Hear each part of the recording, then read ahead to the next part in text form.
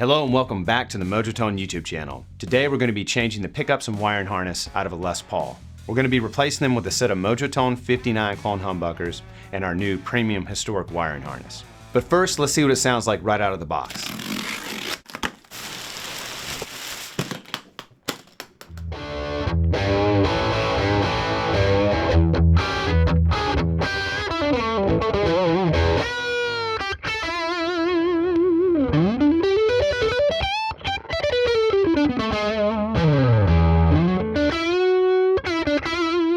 So right out of the box, this guitar looks and sounds great. I can't wait to see what our Mojotone customizations bring out of this guitar. So let's grab Nick, the head of our pickup department, and get to work.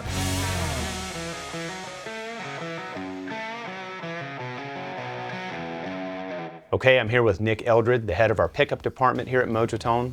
We have our Epiphone Les Paul on the workbench. We're going to remove the stock pickups and wiring harness and install a new set of Mojotone 59 clone humbuckers, as well as one of our premium historic wiring harnesses. All right, Nick, where should we start?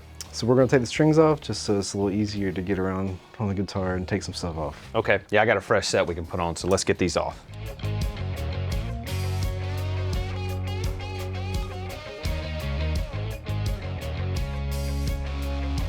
So we got the strings cut off. Let's get the switch tip off and the hardware and the knobs, and then we can flip it over and take the back panel off and get into the back cavity. Sounds good. To avoid scratching the guitar, wrap a polish cloth around and under each knob before gently pulling the knob off of its potentiometer. We got all the hardware and knobs and the switch tip removed. Let's wait to loosen these nuts until we get everything disconnected in the back, and then we'll flip it back over and do that. Good.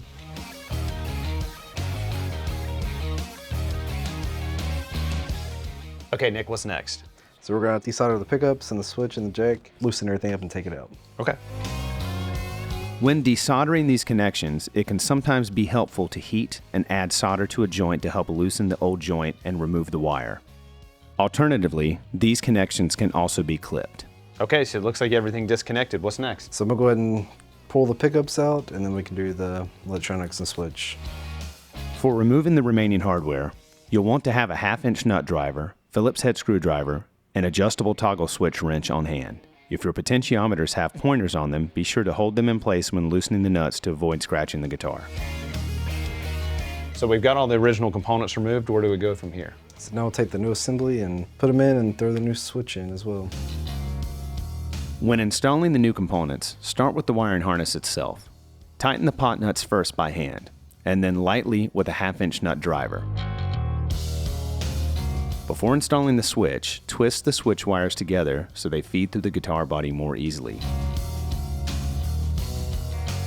Then, same as with the pot nuts, tighten the switch nut by hand first and then lightly tighten with an adjustable toggle switch wrench. Place heat shrink tubing over the braided switch wire to prevent it from making contact with other components in the cavity. Debraid about 1 inch of external braid wire and twist it so that it can be easily soldered to the ground tab or sleeve on the output jack. Strip a 1/4 inch of the cloth covering away from the internal cloth covered wire and solder it to the hot tab or pin on the output jack. Then you're ready to fasten the jack to its mounting plate and secure the mounting plate to the guitar itself. All right, now it's time to wire up the switch. All right, let's do it. When soldering the remaining 2 switch wires to the rest of the wiring harness, follow the wiring diagram carefully. The bridge switch wire should be soldered to lug 2 on the bridge volume pot, and the neck switch wire should be soldered to lug 2 on the neck volume pot. Remember that both of these wires also need to be grounded to the backs of the pots themselves. So we'll go ahead and pop those pickups out of those rings and put them on our Mojotone 59 clones and throw them into the guitar. Solder it up.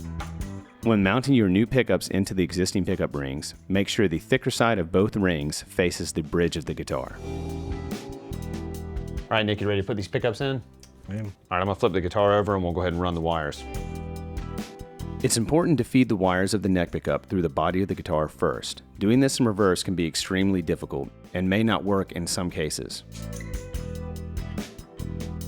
When soldering the pickups to the harness, pay close attention to your wiring diagram.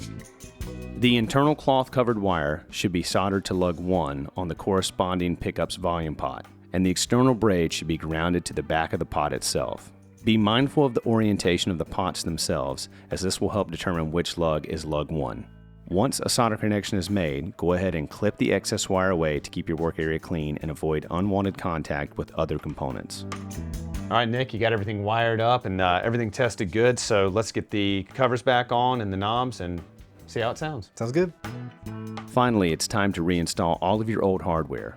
Restring your guitar, plug it in, and hear how it sounds.